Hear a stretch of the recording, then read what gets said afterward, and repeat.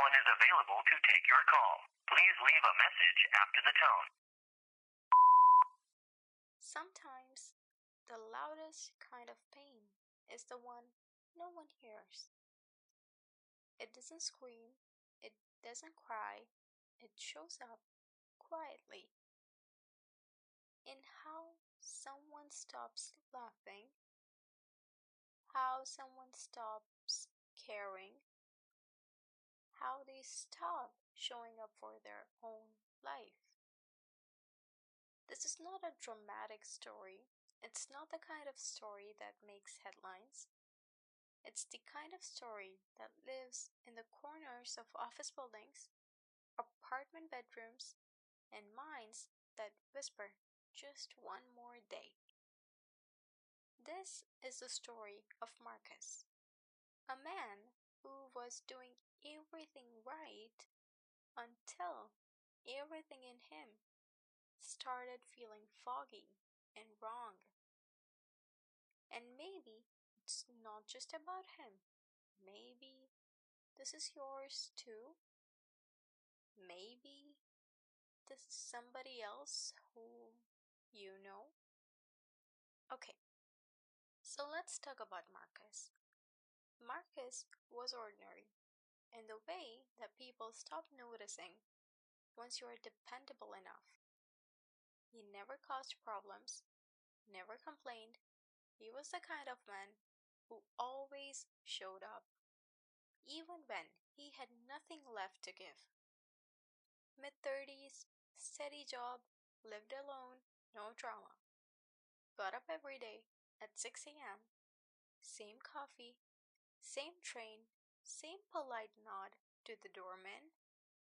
He wasn't unhappy, at least not at first, for sure. But the erosion didn't come all at once. It came slowly, like water wearing down the stone.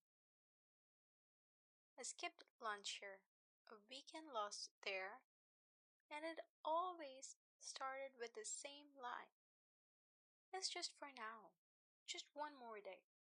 But that, just for now, stretched on for months, then years, and somewhere along the way, Marcus disappeared into his own routine.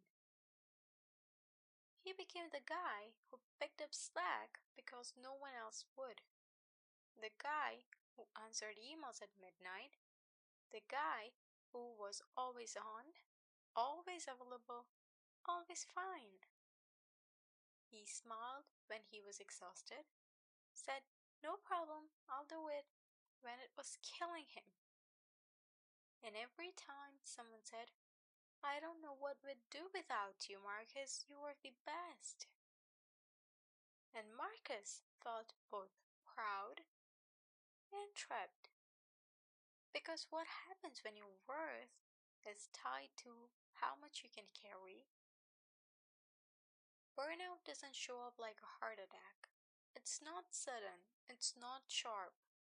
It's a quiet leak in the soul. At first, it was brain fog, forgetting simple things. Then it was physical, tension in the neck, stomach problems, insomnia. Then it was emotional, snapping at people, crying alone, zoning out at meetings. But he kept pushing because rest felt like guilt to him, and slowing down felt like failure. No one noticed the change because Marcus had trained everyone to believe he didn't need anything. Even on the days he could barely breathe, he showed up. Until the day he didn't.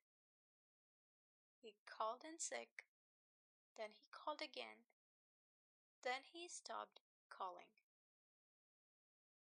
HR sent a wellness check. What they found out was a man curled up on his couch, unopened mail stacked by the door, his phone off, and his spirit quieter than the room. That is when. That is when he admitted, I can't do this anymore.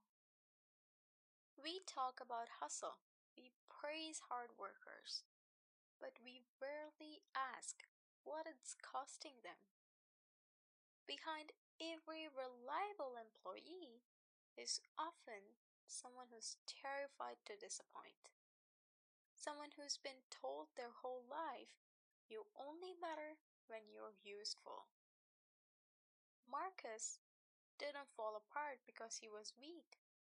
He broke down because he was never allowed to be human. He never learned that rest is not earned, it's essential. He thought setting boundaries would make him selfish. He thought quitting would make him a failure. But the truth is, sometimes survival looks like walking away. Sometimes success looks like finally choosing peace over approval. And the world? Of course, it didn't collapse without him. The job posted his position in less than a week. Of course, you're replaceable. That's the part no one wants to admit. You can give your whole self to a system, and it will replace you before the echo of your burnout even fades. Marcus spent months off work, not traveling, not relaxing, mostly remembering who he was before he was tired.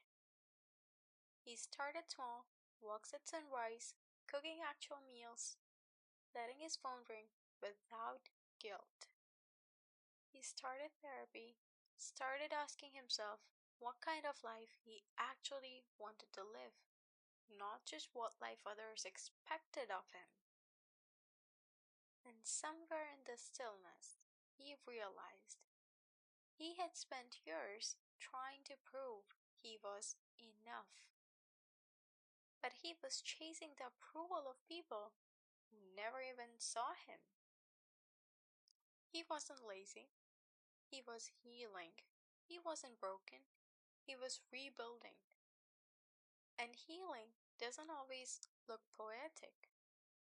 Sometimes it looks like sitting in silence.